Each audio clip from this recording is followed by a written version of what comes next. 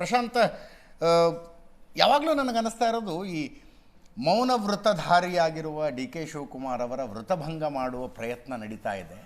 ಅದರಲ್ಲಿ ಸ್ವಲ್ಪ ಮಟ್ಟಿಗೆ ಯಶಸ್ವಿನೂ ಆದ್ರ ಅಂತ.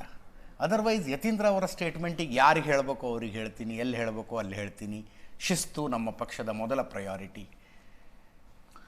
ಅದೇ ಅಂದರೆ ನನಗೆ ಇಂಥದ್ದೊಂದು ಪ್ರತಿಕ್ರಿಯೆಯನ್ನು ಹೊರತೆಗೆಸುವಲ್ಲಿ ಯಶಸ್ವಿ ಅಲ್ಲ ಅಂತ. ಅಜಿತ್ ನೋಡಿ, ಈಗ ಡಾಕ್ಟರ್ ಯತೀಂದ್ರ ಹೇಳಿಕೆ ನೀಡಿದ್ದು ಕಾಂಗ್ರೆಸ್ ಹೈಕಮಾಂಡ್ಗೂ ಕೂಡ ಒಂದು ರೀತಿಯಾಗಿರ್ತಕ್ಕಂಥ ಸಂದೇಶ ಕೊಡಲಿಕ್ಕೆ, ಅವ್ರೇನು ಬರೀ ಡಿ ಕೆ ಶಿವಕುಮಾರನ್ನ ಟ್ರಿಗರ್ ಮಾಡಲಿಕ್ಕೆ ಹೇಳಿಕೆ ಕೊಟ್ಟರು ಅಂತ ನಾನು ಅಲ್ಲ. ಅವ್ರಿಗೊಂದು ಸ್ಪಷ್ಟತೆ ಡಾಕ್ಟರ್ ಯತೀಂದ್ರ ಮತ್ತು ಸಿದ್ದರಾಮಯ್ಯನವರ ಬಣಕ್ಕೇನಿದೆ. ಓಕೆ, ಹೈಕಮಾಂಡ್ ಒಂದು ವೇಳೆ ನವೆಂಬರ್ 20ಕ್ಕೋ 30ಕ್ಕೋ ಡಿಸೆಂಬರ್ ಫಸ್ಟ್ ವೀಕ್ನಲ್ಲೋ ಸಿದ್ದರಾಮಯ್ಯನವ್ರನ್ನ ದಿಲ್ಲಿಗೆ ಕರೆಸ್ಕೊಂಡು ಇಲ್ಲ ಒಂದಿಷ್ಟು ಸೂಚನೆಗಳನ್ನು ಕೊಟ್ಟರೆ ಆಗ ನೀವು ಏಕಾಏಕಿ ಎಲ್ಲವನ್ನ ಮಾಡ್ತೀವಿ ಅಂತಂದರೆ ಹೊರಡಲ್ಲ. ಅದಕ್ಕೆ ಡಿ ಕೆ ಶಿವಕುಮಾರ್ ಹೆಂಗೆ ಒಂದು ಮಾಹೋಲ್ ತಯಾರು ಮಾಡಿದ್ದಾರೆ ಅವರು 2.5 ವರ್ಷದಿಂದ. ಡಿ ಕೆ ಶಿವಕುಮಾರರ ಒಂದು ಇಡೀ ಇಕೋಸಿಸ್ಟಮಲ್ಲಿ ಅವ್ರು ಏನು ಬಿತ್ತಿದ್ದಾರೆ ಅಂತಂದರೆ, ಡಿ ಕೆ ಶಿವಕುಮಾರ್ ನವೆಂಬರ್ನಲ್ಲಿ ನಾನು ಮುಖ್ಯಮಂತ್ರಿ ಆಗ್ತೀನಿ. ಅವರು ಅಂದರೆ ಕಾಂಗ್ರೆಸ್ ಇಕೋಸಿಸ್ಟಮ್ ಇರ್ಬೋದು, ಪೊಲಿಟಿಕಲ್ ಎಕೋಸಿಸ್ಟಮ್ ಇರ್ಬೋದು, ಬ್ಯೂರೋಕ್ರೆಟಿಕ್ ಎಕೋಸಿಸ್ಟಮ್ ಇರ್ಬೋದು, ಮೀಡಿಯಾ ಎಕೋಸಿಸ್ಟಮ್ ಇರ್ಬೋದು, ಅವರು ಅದನ್ನು ಯಶಸ್ವಿಯಾಗಿ ಡಿ ಕೆ ಶಿವಕುಮಾರ್ ಬಿಂಬಿಸುವಲ್ಲಿ ಪ್ರಯತ್ನ ಪಟ್ಟಿದ್ದಾರೆ. ಇಲ್ಲ ನಾನು ಮುಖ್ಯಮಂತ್ರಿ ಆಗ್ತೀನಿ 2.5 ವರ್ಷದ ನಂತರ. ಸಿದ್ದರಾಮಯ್ಯನವರು 5 ವರ್ಷದ ಹೇಳಿಕೆ ಕೊಟ್ಟರೂ ಕೂಡ ಅದು ಇಕೋಸಿಸ್ಟಮ್ನಲ್ಲಿ ಇಲ್ಲ, ಇವರೇನೋ ಅಲ್ಲ percolate in the sense Congress high command ಹಾಗಾದರೆ 28ರ ಚುನಾವಣೆವರೆಗೆ ಸಿದ್ದರಾಮಯ್ಯನವ್ರನ್ನ ಮುಂದುವರಿಸುತ್ತಾ ಅಂತಕ್ಕಂಥ ಪ್ರಶ್ನೆಗೆ ಸಿದ್ದರಾಮಯ್ಯನವರ ಬಣದ ಬಳಿ ಉತ್ತರ ಇರಲಿಲ್ಲ. ಈಗ ಸ್ವತಃ ಸಿದ್ದರಾಮಯ್ಯನವರೇ ಈಗ ನೋಡಿ, ದಸರಾದಲ್ಲಿ ಕೊಟ್ಟಂಥ ಹೇಳಿಕೆ ಹೆಂಗಿತ್ತು ಅಂದರೆ, ಮುಂದಿನ ದಸರಾಗೂ ನೀವೇ ಪುಷ್ಪಾರ್ಚನೆ ಮಾಡ್ತೀರಾ ಅಂದರೆ, ಹೌದು ನಾನೇ ಮಾಡ್ತೀನಿ, ಹೋಪ್ಫುಲಿ ಹೈಕಮಾಂಡ್ ಹೇಳ್ದಂಗೆ ಕೇಳ್ತೀವಿ. ಇದು ಡಾಕ್ಟರ್ ಯತೀಂದ್ರ ಮತ್ತು ಸಿದ್ದರಾಮಯ್ಯನವರ ಬಣ ಕಳೆದ 1 ತಿಂಗಳು 2 ತಿಂಗಳಿಂದ ಏನು ಪ್ರಯತ್ನ ಮಾಡ್ತಾ ಇದೆ, ಅದರಲ್ಲಿ ಸಿದ್ದರಾಮಯ್ಯನವರು ಕೂಡ ಆ ರಾಜದೀಪ್ ಸರ್ದೇಸಾಯಿ ಅವರ ಇಂಟರ್ವ್ಯೂ ಸಮೇತವಾಗಿ ನೋಡಿದಾಗ ಪ್ರಯತ್ನ ಮಾಡ್ತಾ ಇರ್ತಕ್ಕಂಥದ್ದು, ನಾವು ಡಿ ಕೆ ಶಿವಕುಮಾರನ್ನು ಮುಖ್ಯಮಂತ್ರಿ ಮಾಡ್ಲಿಕ್ಕೆ ಬಿಡಲ್ಲ, ನಾವು ಸೆಡ್ ಹೊಡಿತೀವಿ. ಅದಕ್ಕೆ ಮಲ್ಲಿಕಾರ್ಜುನ್ ಖರ್ಗೆ ಅವರ ಹೆಸರು ಹೇಳ್ಕೊಂಡು ಬರಲಾಗತ್ತೆ, ಅದಕ್ಕೆ ಪರಮೇಶ್ವರ್ ಹೆಸರು ಬರುತ್ತೆ, ಅದಕ್ಕೆ ಸತೀಶ್ ಜಾರಕಿಹೊಳಿ ಹೆಸರನ್ನು ಈಗ ಸ್ವತಃ ಮುಖ್ಯಮಂತ್ರಿಗಳ ಪುತ್ರರೇ ಎಳೆದುಕೊಂಡು ಬಂದಿದ್ದಾರೆ. ಒಂದು ರೀತಿ ಡೈಲ್ಯೂಟ್ ಮಾಡ್ತಕ್ಕಂಥ ಪ್ರಯತ್ನ. ಆದರೆ ನನಗನ್ಸುತ್ತೆ ಪೊಲಿಟಿಕಲ್ ಒಂದು ಅಬ್ಸರ್ವೇಷನ್ ಅಂತ ನೀವು ಮಾಡಿದರೆ, ಅನ್ಬಯಾಸ್ಡ್ ಅಬ್ಸರ್ವೇಷನ್ ಅಂತ ಮಾಡಿದರೆ 2 ಸಾಧ್ಯತೆಗಳು ಗೋಚರಿಸ್ತವೆ. ಒಂದು, ಸಿದ್ದರಾಮಯ್ಯನವರು ಇನ್ನೊಂದು ಸ್ವಲ್ಪ ದಿನ ಮುಂದುವರಿಬೋದು. ನಾನು 5 ವರ್ಷ ಅಂತ ಹೇಳಲ್ಲ, ಇನ್ನೊಂದು ಸ್ವಲ್ಪ ದಿನ ಮುಂದುವರಿಬೋದು. ಯಾಕಂದರೆ ಕಾನ್ಸಿಕ್ವೆನ್ಸ್ಗಳು, ಕ್ರೈಸಿಸ್ಗಳು ಅದನ್ನು ಪ್ರಿಸಿಪಿಯೇಟ್ ಮಾಡೋದು ಪ್ರಯತ್ನ ನೋಡಿದರೆ ಆ ಸಿದ್ದರಾಮಯ್ಯನವರ ಬಣಕ್ಕಿರ್ತಕ್ಕಂಥ ಉದ್ದೇಶ ಅಷ್ಟೇ, ಇನ್ನೂ ಕೆಲ ದಿನಗಳ ಕಾಲ ಮುಂದುವರಿಲಿ, ಡಿ ಕೆ ಶಿವಕುಮಾರ್ ಸ್ವಲ್ಪ ಡೆಸ್ಪರೇಟ್ ಆಗಲಿ ಅಂತ.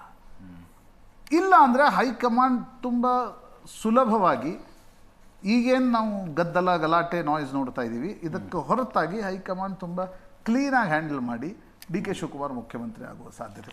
ನನಗೆ ಪರ್ಸ್ನಲಿ ಅಜಿತ್, ಸಿದ್ದರಾಮಯ್ಯನವರು ಮುಂದುವರಿಬೋದು ಇನ್ನೊಂದು ಸ್ವಲ್ಪ ದಿನಗಳ ಕಾಲ, ಇಲ್ಲಾಂದರೆ ಡಿ ಕೆ ಶಿವಕುಮಾರ್ ಮುಖ್ಯಮಂತ್ರಿ ಆಗ್ಬೋದು.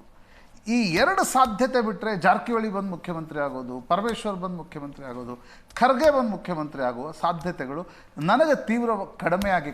ನಿಮ್ಮ ಈ because politics doesn't work like. Okay, ಈ ಹೇಳಿಕೆ ಹಿಂದಿನ ಲಾಜಿಕ್ಕನ್ನು ಒಪ್ಕೊಳ್ಳೋದೇ ಆದರೆ, ಏನೋ ಸಿದ್ದರಾಮಯ್ಯನವರು ಹೈಕಮಾಂಡ್ಗೆ ಮಗನ ಮೂಲಕ ಸಂದೇಶ ಕಳಿಸಿದ್ರು ಅಂತ. ಮಗನ ಮೂಲಕ ಯಾಕೆ ಕಳಿಸ್ಬೇಕ್ರೆ? ಅದನ್ನು ಸತೀಶ್ ಜಾರಕಿಹೊಳಿ ಬಾಯಲ್ಲಿ ಎಳಿಸ್ಬೋದಾಗಿತ್ತಪ್ಪ. ಸತೀಶ್ ಜಾರಕಿಹೊಳಿ ನೋಡಿದ್ರೆ ನಾನು 2028ಕ್ಕೆ ಮುಖ್ಯಮಂತ್ರಿ ಸ್ಥಾನದ ಕಂಟೆಂಡರು ಅಂತ ಹೇಳ್ತಾರೆ. 1 ವರ್ಷದ ಹಿಂದೆ ನಾನು CM ರೇಸ್ನಿಂದ ಹಿಂದೆ ಸರಿದು ಬಿಟ್ಟಿದ್ದೀನಿ ಅಂತ ಹೇಳ್ತಾರೆ. ಅವ್ರ ಹತ್ರ ಹೇಳಿಸ್ಬೋದಾಗಿತ್ತಲ್ಲ, ಹೌದು ನಾವು CM ರೇಸ್ನಲ್ಲಿದ್ದೀವಿ ಅಂತ. ಅಜಿತ್, ಇದನ್ನು HC ಮಹದೇವಪ್ಪ ಹೇಳಿಕೆ ನೀಡಿದ್ರು ಇಷ್ಟು ಸೀರಿಯಸ್ ಆಗ್ತಿರ್ಲಿಲ್ಲ. Doctor Yathindra Satish Jarkiholi is my choice ಅಂತ ಸಿದ್ದರಾಮಯ್ಯನವರ ಬಾಯಿ ಮಾತನ್ನು ಡಾಕ್ಟರ್ ಯತೀಂದ್ರ ಹೇಳಿದ್ದಾರೆ. Doctor Yathindra may be politically insignificant. Okay, ಗೊತ್ತಾಯ್ತು. ಆದ್ರೆ ಸಿದ್ದರಾಮಯ್ಯನವರ ಚಾಯ್ಸ್ ಯಾವುದು ಅನ್ನೋದನ್ನ ಹೇಳಬೇಕಾಗಿ, ಈಗ ಯಾರಿಗೆ ಆಸೆ ಇದೆ ಅನ್ನೋದಲ್ಲ.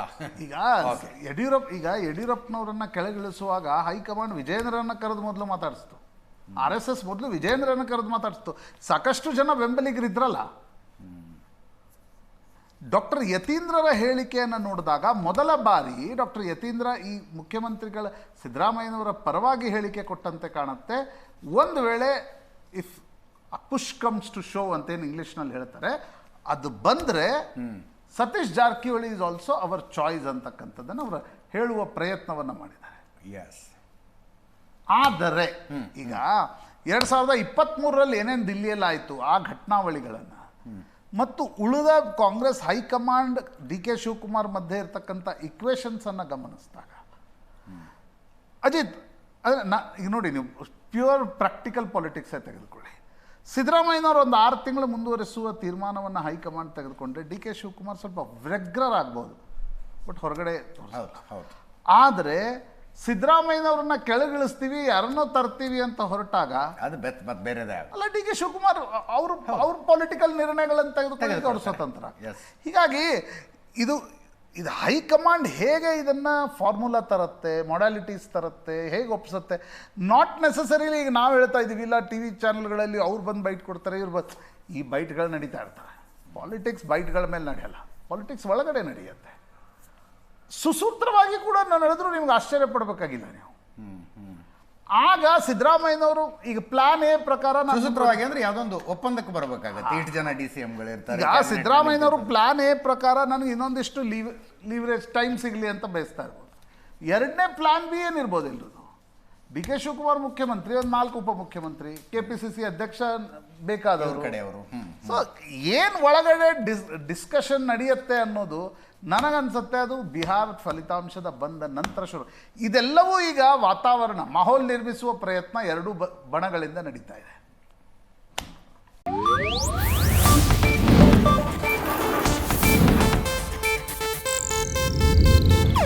ಇದು ಏಷ್ಯಾನೆಟ್ ನ್ಯೂಸ್ ನೆಟ್ವರ್ಕ್ ಪ್ರಸ್ತುತಿ.